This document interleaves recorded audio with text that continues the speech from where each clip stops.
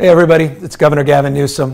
What a way to meet. This is not what graduation is supposed to look like. Certainly not what my graduation back in 19 looked like. But I want to congratulate all of you graduates of, one of the world's great institutions, Santa Clara University. One of the world's great institutions, Santa Clara University. That university that distilled in me those Jesuit values that are so important today, perhaps more than ever. You know, we live in a culture that has long valued power and dominance and aggression over empathy, care, and collaboration. Look around, see what we've got. Why I loved Santa Clara, why I love the teaching of Santa Clara. And we as a society are leaving too many people behind. That's what the Jesuits remind us every single day, have for centuries.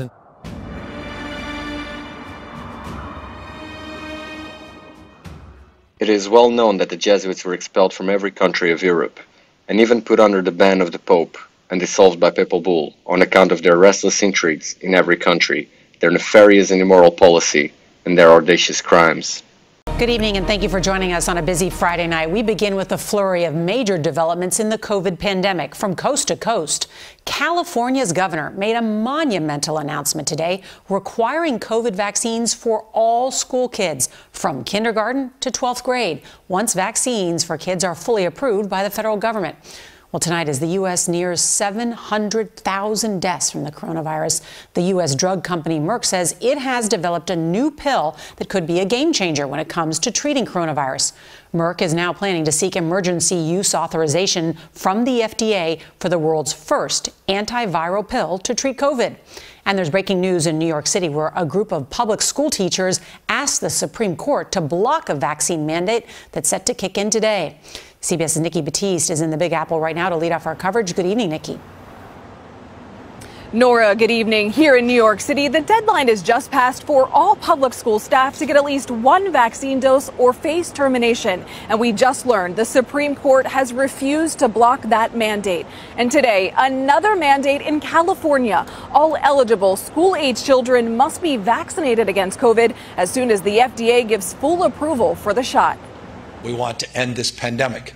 California Governor Gavin Newsom took a bold step today, making his state the first to mandate COVID vaccinations for eligible children in public and private schools once the vaccine is approved by the FDA. In fact, I anticipate other states to follow suit as well. The vaccine will be added to the list of other vaccinations like measles and chickenpox required by schools in California. About a third of California kids 12 to 17 are not vaccinated against COVID. I'm 100% in favor of it.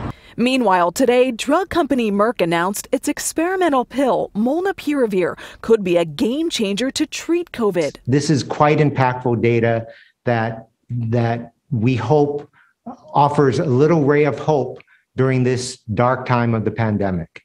In the trial, patients with mild to moderate COVID at risk for serious illness were given treatment over 5 days. Data showed it reduced the risk of hospitalization by 50% with no deaths. There were 8 deaths in the group given a placebo. The results were so promising, the trial stopped recruiting participants, and the company is now racing to file an emergency use authorization with the FDA. Nationwide, cases of COVID continue to decline after the summer surge, but 56-year-old Supreme Court Justice Brett Kavanaugh didn't escape its reach, testing positive for COVID.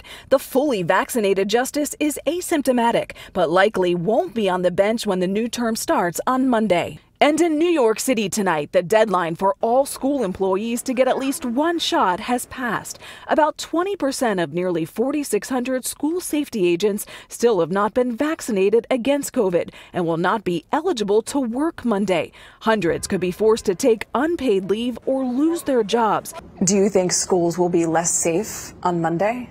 Schools will definitely be less safe on Monday because you have less school safety agents. I can't afford to live on the streets. I need money to take care of my bills. The threat of losing her job pushed school cafeteria worker Allison Boston to get her first dose this week reluctantly. Now that you have a vaccine dose, do you feel safer going into school?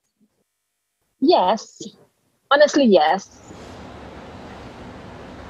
We learned today an FDA advisory committee is meeting on October 26th to discuss a vaccine for younger kids, a positive development for the prospect of shots being available for kids ages 5 to 11 around Halloween. Nora? All right, Nikki Batiste, thank you.